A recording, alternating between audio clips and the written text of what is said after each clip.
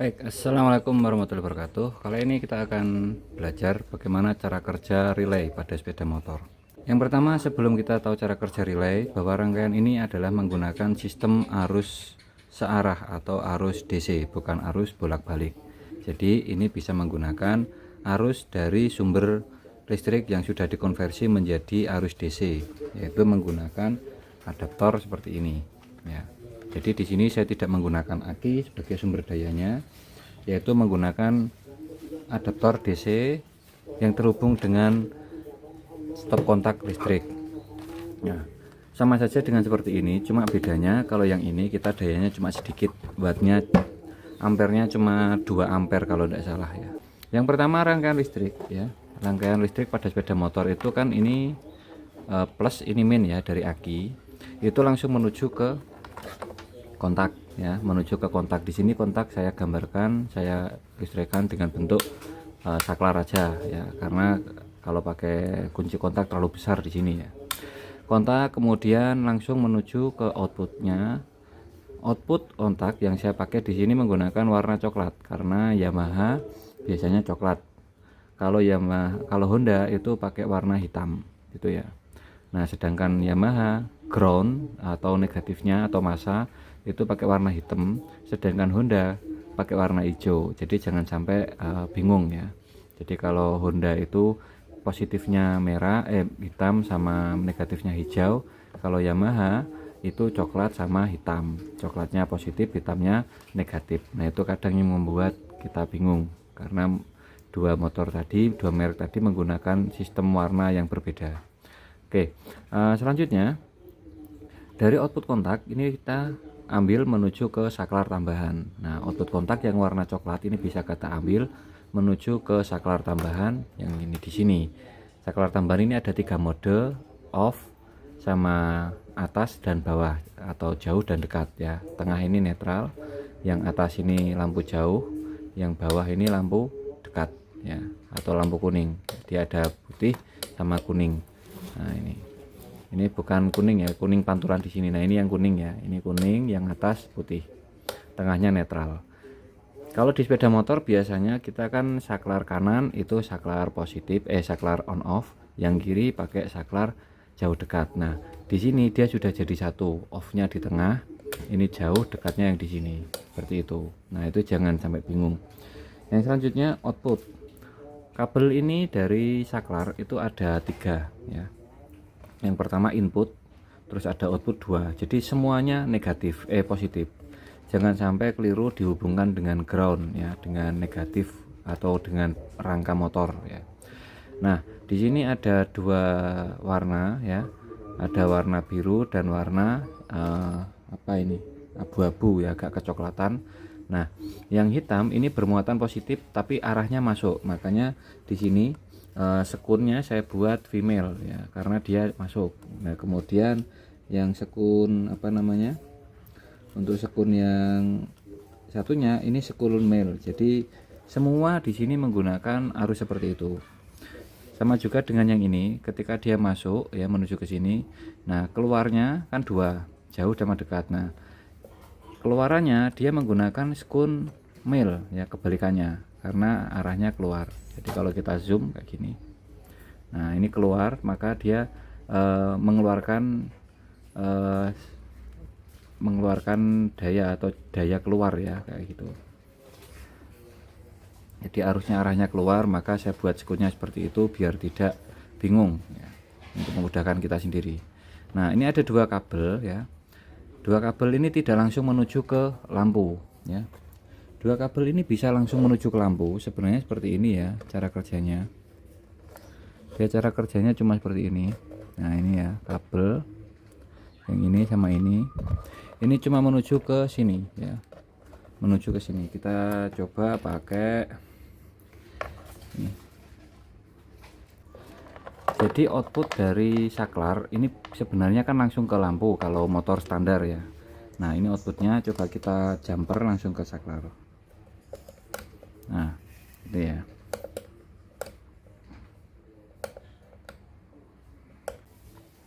Nah, ini yang jauh ya, ini yang jauh pakai ini.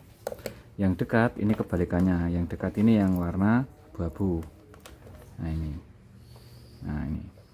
Nah sebenarnya dua-duanya ini terhubung seperti ini langsung ke lampu, tetapi karena kita menggunakan sistem relay maka tidak langsung ke lampu, tapi arahnya ke sini dulu ya, dari output kontak ya, yang seharusnya langsung ke lampu ya senormalnya ya, kita arahkan menuju ke relay. Nah ini untuk biru saya arahkan ke warna merah karena kebetulan warna biru saya habis, jadi saya pakai warna merah. Yang selanjutnya yang warna abu-abu ini saya arahkan ke warna kuning untuk menuju ke warna kuningnya dia. Nah ini mengarah kemana? Menuju ke relay ya. Jadi relay itu ada 4 kaki, 2 kaki ini untuk menghidupkan relay, 2 kaki ini sebenarnya dia hanya pemutus, jadi satu arus masuk positif dari aki, satunya ke lampu ya gitu. Nah ini contoh relay Bosch 5 kaki, tapi 5 kaki ini kaki yang tengah ini fungsinya sama kayak ini, cuma percabangan ya, bukan kaki yang seperti biasanya yang 5 kaki. Nah ini 5 kakinya model cuma percabangan ya, bukan ganti jalur ya, tapi satu jalur tapi double. Nah jadi yang tengah ini sebenarnya nggak pakai juga. Nah ini semuanya bermuatan positif kecuali yang angka 56 yang sini 85. Angka 85 di sini dia menuju ke negatif atau ground. Ini 1 2 3 semuanya bermuatan positif. Yang angka 30 ini langsung dari aki ya. Terus kemudian angka 87 langsung menuju ke lampu. Jadi sebenarnya dia ini saklar elektrik ya. Nah untuk menghidupkan saklar elektrik ini kita harus menggunakan yang namanya daya dari saklar biasa. Jadi dia bisa aktif ketika mendapat daya dari saklar biasa gitu. Fungsinya untuk apa? Dia bisa menghubungkan daya besar gitu.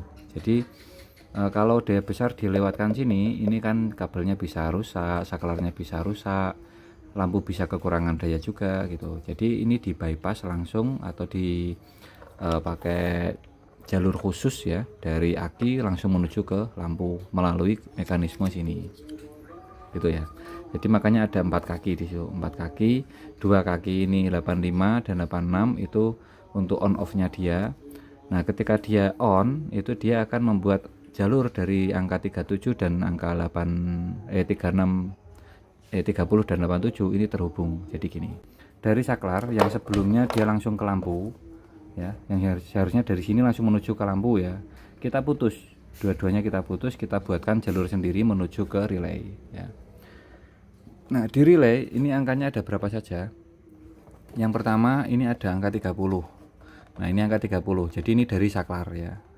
Jadi saklar itu nyabang 2, 30 sini dan 30 yang relay kedua. Jadi ini warna kuning, yang satunya ini warna putih. Ini saya kasih warna merah ini ya, karena kehabisan kabel, jangan ditiru. Yang selanjutnya untuk warna 85 ini menuju ke ground atau negatif ya. 85 ini menuju ke negatif. Terus untuk angka 30 ini kita dapatkan langsung dari aki. Ini dari aki yang mestinya langsung ke kontak dulu, ini kita potong, kita pecah, atau bisa juga bikin skun sendiri kita tempelkan ke sini.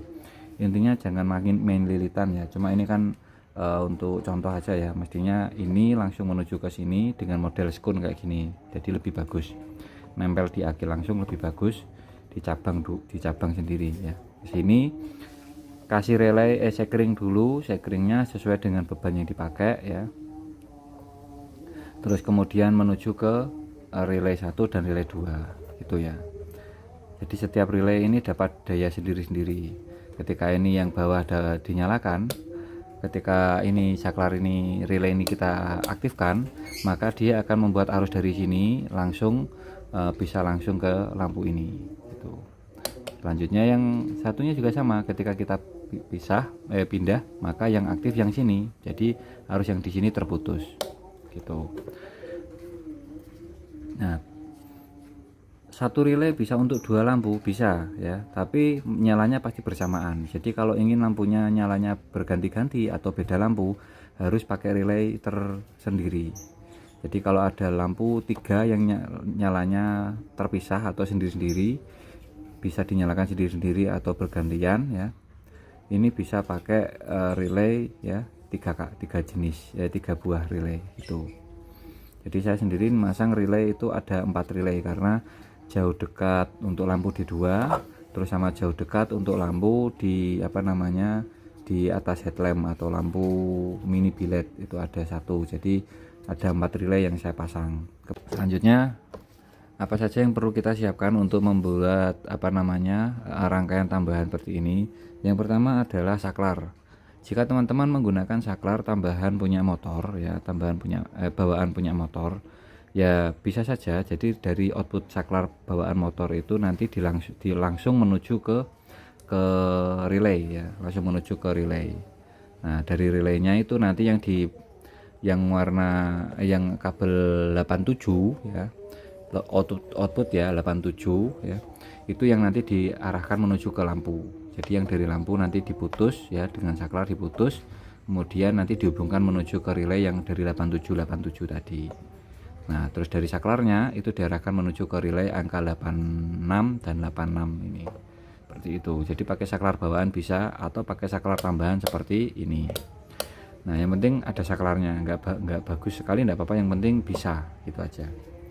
Nggak masalah, nggak khawatir leleh ya, karena yang dipakai kan hanya daya rendah untuk menghidupkan ini relay. Ini kan dia kayak kumparan ya, kalau kita perhatikan jarak dekat kayak gini. Nah, ini dia hidup ya, perhatikan ya, ya bisa dilihat ya, dia bergerak-gerak.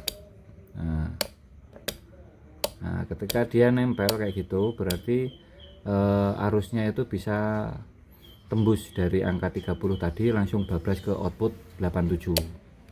Nah, makanya disebut saklar elektrik. Jadi sebenarnya dia cuma saklar, cuma untuk menghidupkan dia itu memerlukan daya dari sini gitu. Nah,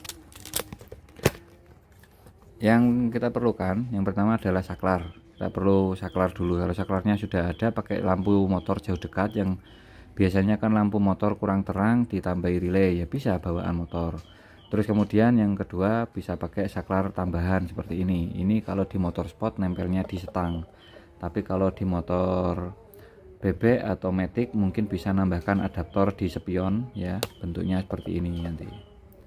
Terus kemudian yang perlu dibeli adalah kabel. Jangan pakai kabel biasa, tapi pakailah kabel dengan tembaga yang baik ya, yang banyak dipakai sih kabel model seperti ini, kabel bintik ya. Saya tidak tahu mereknya apa, pokoknya setahu saya kabel bintik roll-rollan ini dia tembaganya bagus, dan ada yang tembaganya tebal, ada yang tembaganya agak tipis. Pokoknya intinya kalau lampunya besar ya gunakanlah tembaga yang lebih bagus dan tebal gitu ya, yang tidak mudah untuk teroksidasi atau rusak. Nah, selanjutnya kabel-kabel ini bisa kita beli meteran di online ya, nanti bisa cek di link di bawah ya. Nah, terus kemudian setelah kabel, oh ya, warna kabel ini juga penting ya. Nah, ini saya beli beberapa warna coklat 4 meter, warna merah 4 meter, warna hijau 4 meter, warna hitam 4 meter, nah kuning 4 meter ya, ini ada kuning ya. Ada yang kurang di sini adalah warna abu-abu dan warna biru, itu yang sebenarnya saya perlukan, atau oranye juga, cuma karena kemarin lupa nggak order jadi kita nggak punya warna itu ya. Nah, selanjutnya yang kita perlukan apa lagi? Skun ya. Yang kita perlukan adalah skun. Skun itu adalah tembaga yang digunakan untuk menyambung kabel. Nah, saran saya belilah skun yang model tipih ya, jangan model gepeng. Nah, ini contoh skun yang bermodel gepeng. Nah, ini skun yang model gepeng ini agak susah kalau kita pakai di rangkaian seperti ini ya. Paling enak kalau kita sering bongkar pasang, pakailah skun model begini. Ini perawatannya lebih mudah ya, terus pemasangannya juga lebih gampang. Nah, ini bisa beli bersama dengan karet-karetnya. Jadi kita bisa beli bersama karet-karetnya, ini harus ada selongsongnya ya untuk pelindung. Jadi beli skun model begini. Kalau misalkan butuh nyabang, maka ya ada yang skun begini, nanti yang ini yang ada lubangnya 2, jadi nyabang kayak gitu, sesuai kebutuhan saja. Nah, ini skun yang tentu kita sangat perlu. Nah, selanjutnya apalagi ya, kabel skun. Kalau di motor kabel tis ini juga kita perlukan ya. Kabel tis ini berfungsi ya, kabel tis atau tali tis ya, kayak gini ya. Ini berfungsi untuk memudahkan kita merangkai kabel-kabel, merapikan dan lain sebagainya. Bisa pakai kabel tis ini ya. Jadi saklar, skun, kabel, terus ikat kabel atau kabel ties ya. Kabel tis atau kabel ties ya, nggak tahu ngejanya gimana. Skunnya yang model tabung atau silinder, jangan model gepeng. Kalau model gepeng itu agak susah. Saya sudah beli satu set tapi nggak terlalu kepake. Nah, nih saya beli satu set tapi nggak terlalu kepake karena agak susah ya ini untuk instalasinya. Menancapkannya juga agak berbahaya, kena tangan. Ini nggak rekomen lah kalau dari saya. Mungkin untuk rangkaian yang lain bisa ya, tapi kalau untuk motor ini saya kira kurang enak kita menggunakannya. Nah, ini dia ketemu ini ya. Nah, ini tajam, bahaya kena tangan. Ini tangan kita bisa tertusuk ini. Banyak tusuk-tusuk tajam di sini ini. Murah sih, tapi di sini ada banyak sisa bagian yang tajam kayak di sini ya. Nah, ini banyak bagian tajam, ini berbahaya. Oke, itu tentang skunnya. Terus yang perlu kita beli adalah ini relay sekring ya. Sekring sesuai kebutuhan, tapi saya kira beban kalau misalkan 60 watt itu caranya gampang. Kalau kita menghitung lampu ya, itu caranya untuk menghitung sekring itu daya lampu kita bagi tegangan. Jadi misalkan lampunya ini 30 watt atau 35 watt ya. 35 watt kita bagi dengan voltasenya kan 12. Anggap aja 35 kita bulatkan 36 bagi 12 berarti ada 3 ya. Nah, 3 ini kita kalikan 2 ya. Kita kalikan 2 ketemunya sekitar 6 ampere ya. Nah, untuk sekring maka karena 6 ampere susah, kita bisa ngasih 5 ampere atau kita kasih yang 7,5 ampere. Itu. Tapi saran saya lebih baik di atasnya ya, kasih 7,5 ampere saja. Tuh, jadi itu untuk sekring dari lampu seperti ini gitu ya, karena dia 35 watt. Kalau 60 watt gimana? Kalau 60 watt ya biasanya saya kasih 10 ampere gitu. Kalau lampunya 60 watt ya. Jadi sesuai dengan beban yang dipakai. Jadi jangan sembarangan ngasih sekring. Terus yang selanjutnya sekring lengkap dengan dudukannya kayak gini, lebih enak, kita tinggal menyambungkan aja. Terus kemudian sekring relay kita harus beli 2 buah. Kalau sekun kondisional ya, kalau sekun ini awalnya saya belikan yang model dudukan keramik, tapi ternyata nggak tahan, pecah semua. Jadi akhirnya saya buat model independen seperti ini ya, gepeng yang itu ya. Itu karena kita ada sekun gepeng ya, kita pakai sekun gepeng di sini. Nah, sekun yang silinder kita gunakan untuk nyambung antar kabel. Nah, sedangkan sekun gepeng itu digunakan untuk menancapkan pada kaki-kakinya ini si relay ini tadi ya, kayak gini. Nah, ini sekun gepengnya kayak gini kita. Nah, kayak gini. Oke ya. Jadi sebentar. Nah, kira-kira seperti ini. Terus kemudian jangan lupa dikasih selongsong atau pembungkus kabel seperti itu ya. Nah, memang yang paling bagus adalah dia ada dudukan yang sudah jadi satu gitu, tapi kebetulan kemarin kita belinya itu keramik dan mudah pecah. Jadi jangan beli yang keramik. Kalau saran saya beli yang model soketnya itu plastik ya. Relay ini harganya ya sekitar 10 sampai 20 ribuan. Kalau pengen lebih bagus kayak Bosch ini ya sekitar 24.000 ya. Wires itu WRC mereknya, WRC itu 9 ribuan seingat saya. Terus lampu ini sesuai kebutuhan, apakah pakai lampu D2, lampu bilet atau D-maker atau yang lain ya. Jadi dengan rangkaian seperti ini kita bisa menghidupkan lampu dengan spesifikasi yang besar-besar, bilet atau D-maker atau yang lain. Terus jangan lupa kita juga perlu menambahkan yang namanya voltmeter, tapi jangan beli yang seperti ini. Belilah voltmeter yang untuk outdoor ya, untuk sudah bisa dipasang di motor di luar. Kalau seperti ini tidak bisa dipasang di luar karena bahaya konslet. Dia bentukannya, tampilannya ya bentukannya kayak gini ya. Nah, bentukannya kayak gini, ini kalau kena air bisa rusak dan susah untuk dipasang juga seperti ini. Harganya 9.000, tapi saran saya lebih baik beli yang sudah outdoor, jadi bisa dipasang di setang atau dimanapun yang memudahkan kita memantau voltase. Ini saya contoh ya.